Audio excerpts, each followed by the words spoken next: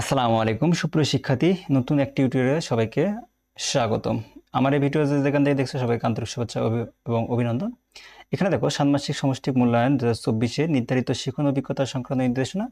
তো তোমাদের এই অষ্টম শ্রেণীতে যে পরীক্ষা 6 তারিখে হবে, পরীক্ষা 6 তারিখে আমাদের হবে স্বাস্থ্য সুরক্ষা। স্বাস্থ্য সুরক্ষা কত পেজ থেকে আমাদের পরীক্ষা হবে সেটা আমরা দেখব। স্বাস্থ্য সুরক্ষা আমাদের এখানে বলছে পাঠ্যপুস্তকের শুরু থেকে 70 পেজ পর্যন্ত শুরু হবে। হ্যাঁ, তো এই অধ্যায়ের মধ্যে কোনগুলো আমাদের খুব গুরুত্বপূর্ণ বিষয় সেগুলো নিয়ে আমাদের আজকের আলোচনা বিষয়। তো আমরা চলো সেটা দেখে নিই। তো আমাদের যেহেতু 70 পেজ পর্যন্ত পড়তে হবে, তাহলে আমাদের এখানে পড়তে হবে বেশ 4টা অধ্যায়। তাহলে প্রথমত আছে দেখো, আমার স্বাস্থ্য আমার সুরক্ষা, নিরাপদ খাবার নিরাপদ জীবন ইম্পর্টেন্ট একটা বিষয়, এবং শারীরিক ফিটনেস এটাও ইম্পর্টেন্ট বিষয়, এবং আমার আত্মবিশ্বাস আমার পথেও এটাও ইম্পর্টেন্ট বিষয়। তো আমার বিষয়টা হচ্ছে যে পাঠ্য বইয়ের উপর কখনো সাজেশন হয় না। পাঠ্য বই ভালো করে ফলো করবা এবং প্রশ্ন যে ক্যাটাগরি হোক না কেন ইনশাআল্লাহ তোমরা কমন পাবে এবং লিখতে পারবে। তো কথা না বাড়িয়ে চলো। তো আমরা এখানে আমাদের এই পাঠ্য বইয়ের মধ্যে অনেক কাজ দেওয়া আছে। তো আমি আশা রাখি তোমরা কাজগুলো কমপ্লিট করছো।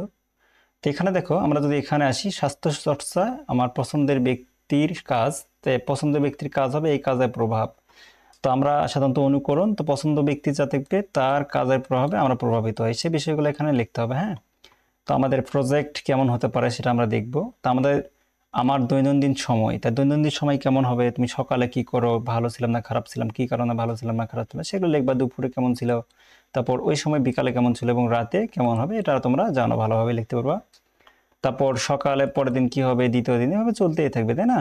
তো আমাদের এর দৈনন্দিন কাজের একটা কাজ ছিল। তো ভালো থাকার জন্য সহায়ক কাজ এবং অভ্যাস, তো ভালো থাকতে গেলে আমাদের কি কি করতে হবে সেই বিষয়গুলো আমাদের এখানে লিখতে হবে। তো ভালো থাকতে গেলে আমাদের কি করতে হবে, অবশ্যই সকালে ঘুম থেকে উঠতে হবে এবং সকালে ঘুমাতে হবে।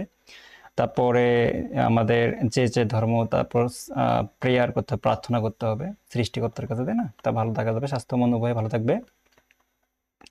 তারপর আমরা কি করব, আমার ভালো থাকা সম্পর্কে নিয়ে ওয়েলবিং, যেটা ইংরেজি বলা হয় ভালো থাকা, তাই না? স্বাস্থ্য সুরক্ষা, নিরাপদ খাবার নিরাপদ জীবন। তো আমাদের বিষয়টা হচ্ছে বর্তমান যে অবস্থা, তুমি যদি ভালো থাকতে চাও, ভালো জীবন কাটাতে চাও, তাহলে তোমাকে অবশ্যই ভেজাল মুক্ত খাবার গ্রহণ করতে হবে। এখানে দেখো আমাদের বিষয়টা বোঝাইছে যে সিঙ্গারা আমরা খুব পছন্দ করি, এটা এখানে বলেছে ক্রস লাল দাগ দেওয়া আছে, তাই না? এবং যেটা কলা ডিম বা অমুক সমুক যেটা আছে সেটা আমাদের খাইতে হবে। তো নিরাপদ খাবার বলতে আমরা কি বুঝি সেটা আমরা দেখবো। তো এখানে দেখো পরিবেশন সংরক্ষণ এবং দূষণ রোধ এইভাবে করা যায়, তো আমরা সেটা শিখে নিলাম। আমার পর্যবেক্ষণ, এই জায়গাগুলো আমাদের এই জায়গাগুলোতে অনেক বেশি ইম্পর্টেন্ট বিষয়, এগুলা থেকে আমাদের প্রজেক্ট সাজাবে। খাবার প্রস্তুত কিভাবে করা যায়, এতে কে কে অংশগ্রহণ করবে, এই যে একটা প্রজেক্টের প্রশ্ন, তোমরা যে পরীক্ষা দিলা তোমরা জানো যে কিভাবে প্রজেক্টটা বানায় এবং প্রজেক্টটা কিভাবে তৈরি করা হয়, তাই না? তারপর এখানে বলছে যে পরিবেশন কিভাবে করা যায় এবং কে করেন, এই যে এটা এটা আমাদের এইখানে, আমি আশা রাখি তোমরা এগুলো পড়ছো। তো পরীক্ষার আগে আবার একবার পড়তে হবে। তারপর বলছে খাবার সংরক্ষণ কিভাবে করা যায় এবং কে করেন, তো এগুলো আমরা জানি, তাই না? তারপর বলছে খাবারের পুষ্টিমান বজায় রাখতে কি করা হয়। তারপর বলছে পরিবারের উদ্বৃত্ত খাবার কি করা হয়। তারপর বলছে খাবারের প্রস্তুত করা এবং সংরক্ষণ প্রক্রিয়া আমি কি ভূমিকা পালন, মানে আমি কি ভূমিকা পালন, তাই না? বা কি ভূমিকা পালন করি, এখানে এই পর্যায়গুলো আমাদের লিখতে হবে। এটা আমার এক ধরনের প্রজেক্টের অংশ হতে পারে। তারপর দেখো আমাদের কাজ এবং খাবার নিরাপদ রাখতে এর প্রভাব, তা আমাদের কাজ করতে হবে খারাপ নিরাপদ রাখতে আমার কি কাজ করতে হবে, কাজের প্রভাবটা কি হবে সেটা দেখো। উৎপাদন এবং প্রক্রিয়াকরণ অংশ একটা হবে, প্রস্তুতিতে অংশ আমরা কি করব এবং সেখানে কি করব, পরিবেশনে কি করব, এই ঘরে তা লিখবো, এবং খাবার সংরক্ষণ করতে কি কি করতে হবে সেই ঘরে এগুলো লিখবো। হ্যাঁ, তারপর দেখো ওটা আমাদের ইম্পর্টেন্ট বিষয়গুলো, ওখান থেকে আমাদের প্রজেক্টটা সাজাতে পারে। খাবার যে সকল কারণে অনিরাপদ হয়, যাকে এখানে ব্যাকটেরিয়া দেখাচ্ছে, তো ব্যাকটেরিয়া এই কারণে দুর্গন্ধযুক্ত খাবার এটা আমাদের খাওয়া যাবে না। খোলা অস্বাস্থ্যকর খাবার এটাও খাওয়া যাবে না, ফাঙ্গাস যুক্ত খাবার এটাও খাওয়া যাবে না। যদি এখানে পাউরুটি দেখাচ্ছে তো ফাঙ্গাস যুক্ত আছে, এটা খাওয়া যাবে না। এখানে হচ্ছে যে দলে কাজ করছি সেই দলে কাজ করবো, ধরন বিবেচনা করে খাবার নিরাপদ রাখার উপায় খুঁজে বের করবো। তাহলে এই যে এখানে উৎপাদন থেকে শুরু করে কিভাবে একটা খাবারকে নিরাপদ করব, প্রস্তুতি কিভাবে আমরা খাবারটাকে নিরাপদ করবো প্রস্তুতির সময়, হ্যাঁ, তারপর পরিবেশনের সময় আমরা কিভাবে কোন পর্যায়ে অবলম্বন করে খাবারটা সুস্থ রাখা যায় সেটা লিখবো, এবং সংরক্ষণ যখন আমি এই খাবারটা অতিরিক্ত উদ্ভিদ অংশ যেটা থাকবে সেটাকে আমি কিভাবে সংরক্ষণ করবো, কোন উপায় সংরক্ষণ করলে খাবারটা তাজা থাকবে সতেজ থাকবে সে উপায় ওখানে লিখবো। ওকে, তো এটা আমাদের কিন্তু ইম্পর্টেন্ট বিষয়, খুব ইম্পর্টেন্ট বিষয়, তুমি পড়বা। তারপর এখানে দেখো তথ্য দানকারী, এখানে বলছে খাবারের গুণগত মান ঠিক রাখা এবং উদ্বৃত্ত খাবারের ব্যবহার বিষয়ক তথ্য সংগ্রহের ছক। তাহলে এখানে দেখবো তথ্য প্রদানকারী, যে ব্যক্তি তথ্য দিবে তার নাম এখানে লিখতে হবে। খাদ্যের গুণগত মান বজায় রাখতে যা করেন এবং করা যায় বলে মনে করেন, যা করবেন করা যায় বলে মনে করবেন সেই জায়গাগুলো এখানে লিখতে হবে। ওকে, উদ্বৃত্ত খাবার যেভাবে ব্যবহার করেন এবং করা যায় বলে মনে করেন, উদ্বৃত্ত খাবার বলতে খাবারের যে অংশটা বৃদ্ধি পায় বা বেশি হয় সেটাকে বলবো আমরা। এবং যা করা যায় বলে মনে করেন বা জানেন কিন্তু করেন না, এই ধরনেরগুলো লিখতে হবে। যা করেন এই ধরনের কথাগুলো আমরা লিখতে হবে এখানে, হ্যাঁ। তারপর খাদ্য অপচয় রোধ করে, তো খাদ্য অপচয় শব্দটা তো আমার লাগবে হাফ, আমি দিয়ে দিছি 1। তো এই যে হাফ অংশ যে বেশি সেটাকে আমরা কিভাবে অপচয় করব, রোধ করব, অপচয় রোধ করব সেটা আমরা এখানে লিখবো। তারপর আমাদের এভাবে যদি আমরা চলাই, তো এভাবে দেখো স্বাস্থ্যকর পদ্ধতিতে খাবার খাওয়া, খাদ্য রচনা, এই এই যে স্টেপগুলো অবশ্যই অবশ্যই যেন মাথায় থাকে, হ্যাঁ। তারপরে আমরা বলছে যে বাংলাদেশে নিরাপদ খাদ্য কর্তৃত্ব এর ব্যবহৃত স্লোগান, এই স্লোগানগুলো আমাদের লাগবে। সুস্থ সবল জাতি চাই, স্বাস্থ্য পুষ্টিসম্মত নিরাপদ খাদ্য বিকল্প নাই। তারপর বলছে সবাই মিলে হাত হাত মিলায় নিরাপদ খাদ্য নিশ্চিত চাই। তারপর বলছে নিরাপদ খাদ্য বিষয়ক কয়েকটি স্লোগান, এই স্লোগানগুলো একটু মাথায় রাখতে হবে, যদিও ইম্পর্টেন্ট না তো মাথায় রাখেও, যে কোথাও লেখার সময় যে কোথাও গুছে দিতে পারবা। এখানে বলছে নিরাপদ খাদ্য নিয়ে আমাদের তৈরি করা স্লোগান, নিরাপদ খাদ্য নিয়ে এখানে যে স্লোগানগুলো দেখলাম সেরকম কয়েকটা স্লোগান এখানে আমাদের লিখতে হবে, হ্যাঁ। খাদ্য নিয়ে গর্বদেশ শেখ হাসিনার বাংলাদেশ, নিরাপদ খাদ্য নিয়ে গর্বদেশ শেখ হাসিনার বাংলাদেশ, তাই না? আচ্ছা, তারপর আমরা লিখতে পারি খাদ্য নিরাপদ রাখতে পরিবারের কাজে আমরা অংশগ্রহণ করা সচেতনতা আমাদের পরিকল্পনা ছকে লিখতে হবে। তাহলে আমি খাদ্য নিরাপদ রাখতে পরিবার অংশগ্রহণ করে এবং সচেতনতা বৃদ্ধি করতে হবে, সে করতে তোমার কি কি পদক্ষেপ গ্রহণ করতে হবে সেটা এখানে লিখতে হবে। এবং সামাজিক সচেতনতার জন্য তুমি কি কি পদক্ষেপ গ্রহণ করবে সেখানে লিখতে হবে। খুব ইম্পর্টেন্ট বিষয় আমাদের এটা। ষান্মাসিক যে পরীক্ষা তোমাদের 6 তারিখে হবে সেটা তোমাদের এখানে প্রজেক্ট একটা হতে পারে, প্রশ্ন হতে পারে এখান থেকে। তারপর এখানে আসো যে মূল্যায়ন ছক, আমার অংশগ্রহণ পাঠ্যপুস্তক কাজ, এটা আসলে করার দরকার নাই। তারপর আমরা যদি নিচে আসি, দেখো শিক্ষার্থীর নামে, এগুলো তোমরা পারবা, এটা প্রয়োজন নেই। শারীরিক ফিটনেস বা আমাদের স্বাস্থ্য যে সুরক্ষা, আমরা কিভাবে স্বাস্থ্য সুরক্ষা খেলাধুলার মাধ্যমে করব সেটা আমাদের দেখার বিষয়। এখানে আমাদের পর্যবেক্ষণ এবং কারণগুলো লিখতে হবে। এখানে বলছে অভিজ্ঞতা বিভিন্ন কার্যক্রমের মধ্যে প্রশ্নগুলো খুঁজবো। তাহলে চলো আমাদের এমন অভিজ্ঞতা কি, কারণ এবং প্রভাব কি কি হতে পারে সবাই মিলে খুঁজে দেখি, এখানে লিখবা। ওকে, প্রভাবটা লিখতে হবে আমাদের। তারপর এখানে বলছে এই দেখো শারীরিক ফিটনেস আমরা কিভাবে তৈরি করতে পারি, সমন্বয় করে তৈরি করতে পারি দম, তারপর শক্তি, এগুলো গতি এবং নমনীয়তা, এগুলো শারীরিক ফিটনেসের একটা অংশ। তারপর দেখো ফিটনেসের সংক্রান্ত তথ্য সংগ্রহ প্রশ্নমালা, তো ফিটনেস তৈরি করতে গেলে কি কি প্রশ্ন হয় এবং সেগুলো লিখতে হবে, যে ফিটনেস কি, ফিটনেস কিভাবে তৈরি করা যায়, কি কি কাজ করলে ফিটনেস ভালো থাকে, বা ফিটনেসের সময় কোন খাবারগুলো বর্জন করব, কোন খাবারগুলো গ্রহণ করবো সেগুলো লিখতে হবে, ঠিক আছে। শারীরিক ফিটনেস অর্জনের জন্য আমি যে বিষয়গুলো জেনেছি, শারীরিক ফিটনেস অর্জনের জন্য যে বিষয়গুলো লিখছি, যেখানে ফুটবল, ভলিবল, বাস্কেটবল, তারপর ব্যাডমিন্টন, ক্রিকেটে দেখা যাচ্ছে। চলো এবার আমরা শারীরিক ফিটনেসের আরও কিছু উপায় উপকারিতা জেনে নিই। তাহলে এখানে দম বৃদ্ধির ব্যায়াম, তো এই যে ব্যায়ামগুলো করলে আমরা দম বৃদ্ধি পাবো, যেমন সাঁতার করা, সাইক্লিং করা, তারপর এখানে দড়িতে খেলা, তাই না, এখানে নমনীয়তা দেখাচ্ছে, এখানে হাঁটা, তারপর এখানে জগিং যেটাকে বলা হবে।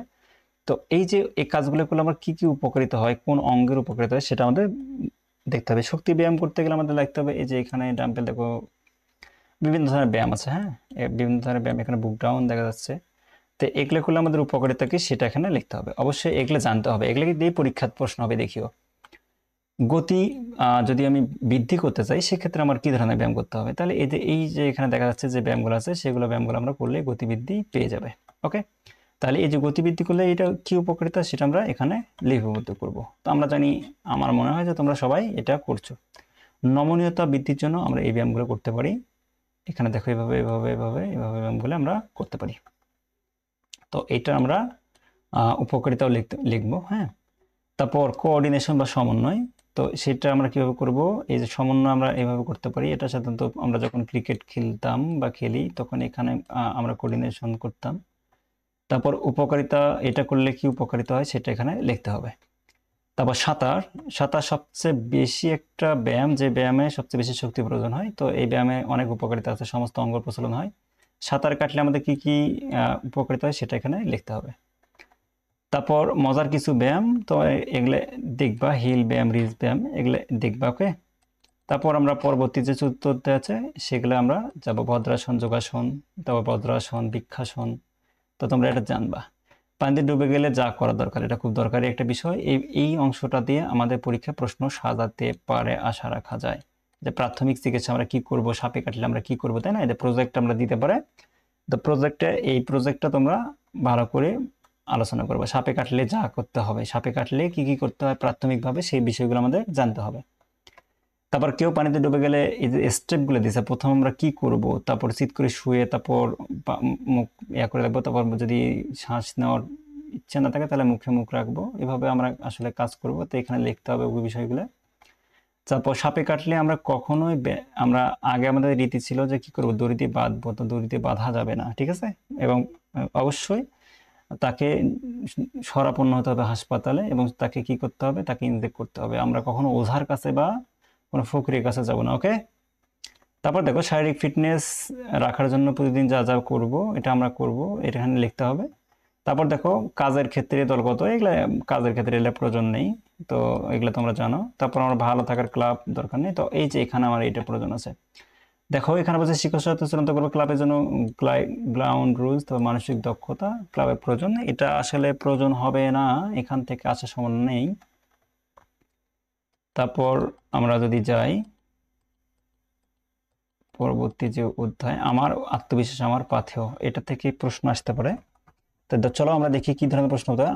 আমি, এই যে কাজী নজরুল ইসলাম আমির কথা বলছিলেন, তো সেখানে আমি কাজী নজরুল ইসলামের একটা বিখ্যাত কবি আমি, হ্যাঁ, আমার আমিত্বকে যদি আমি কখনো কি করতে পারি, উদ্ভাসিত করতে পারি, তাহলে আমি কোথাও কারো কাছে মাথা নত করবো না। তো আমিকে নজরুল অনেক বেশি দক্ষভাবে তুলে ধরেছিলেন। যাই হোক, সেটা বিষয় আলাদা। ওই বিষয়ে তোমরা ওখানে লিখবা যেসব কারণে সাধারণত মানসিক চাপ সৃষ্টি হয়। কি কি কারণে মানসিক চাপ সৃষ্টি হয়? সাধারণত শিক্ষার্থীদের সবচেয়ে বড় একটা বিষয়, পরীক্ষার সামনে আসলে মানসিক চাপ সৃষ্টি হয়। তো শুধু একটা নয়, মানুষের অনেক কারণে মানসিক চাপ সৃষ্টি হয়, সেগুলো আমাদের এখানে লিপিবদ্ধ করতে হবে, ওকে? তারপর দেখো মানসিক চাপের ঘটনা আমার সারা, এখানে ঘটনা বলছে স্কুলে বার্ষিক সাংস্কৃতিক অনুষ্ঠান আবৃত্তি করেছিলাম। তো এখানে ভয়, লজ্জা, উদ্বিগ্নতা কাজ করেছিল। কি কি চিন্তা হয়েছিল, হঠাৎ ভুলে যায়, এবং যদি আবৃত্তি ভালো না হয় শিক্ষক কি বলবেন, এই ধরনের কথা এগুলা। তারপর পরীক্ষার সামনে আসলে কি কি হয় সেটা একটু লিখবা। তারপর অন্য কোথাও যদি ঘুরতে যাও, সেখানে প্রথমে কি কি হয়েছিল এগুলো লিখলেই হবে। মানে অর্থাৎ যে কাজগুলো করলে তোমার মানসিক চাপ সৃষ্টি হয় সেগুলো লিপিবদ্ধ করতে হবে ওখানে। তারপর এখানে বলছে মানসিক চাপের প্রভাব, মানসিক চাপ বলে অনুভূতি কি, আচরণ কেমন হবে, ইতিবাচক প্রভাব, নেতিবাচক প্রভাব লিখতে হবে আমাদের। তো এই বিষয়গুলো তোমরা সবাই হয়তো ভালো করে পড়ছো। এখানে রাখি 14 বছর একটি প্রাণবন্ত মেয়ে, রাখির বিষয়, তারপর হাসান ঘটনা 2, ঘটনা 1, এই যে ঘটনা 2, ঘটনা 1, এগুলো দিয়ে আমাদের প্রজেক্ট সাজাতে পারে, প্রশ্ন সাজাতে পারে, হ্যাঁ? তো এই বিষয়গুলো আমাদের একটু খেয়ালভাবে, মানে খেয়ালভাবে পড়তে হবে। এই যে এই বিষয়গুলো দেখো, মানসিক চাপের কারণে আমাদের শরীর ও মনের উপর বিভিন্ন ধরনের নেতিবাচক প্রভাব, এই যে নেতিবাচক প্রভাবগুলো কি কি সেখানে লিখতে হবে। তো এই যে এই ভালো করে বইগুলো পড়লে তোমরা আশা রাখা যায় যে পরীক্ষার সামনে 6 তারিখে আছে, ইনশাল্লাহ পারবে, আশা রাখি। তোমাদের পরীক্ষা ভালো হোক। এবং এই যে গ্যাপগুলো, আমার কথা হচ্ছে গ্যাপগুলো ভালো করে পড়বা, এবং বইটা পুঙ্খানুপুঙ্খভাবে যে কি কথা বলছে সেগুলো যদি কমপ্লিটলি পড়তে পারো, সম্পূর্ণভাবে পড়তে পারো, তাহলে ইনশাল্লাহ তোমরা পরীক্ষায় ভালো করবে, আশা রাখি। সবার পরীক্ষা ভালো হোক, এই কামনা।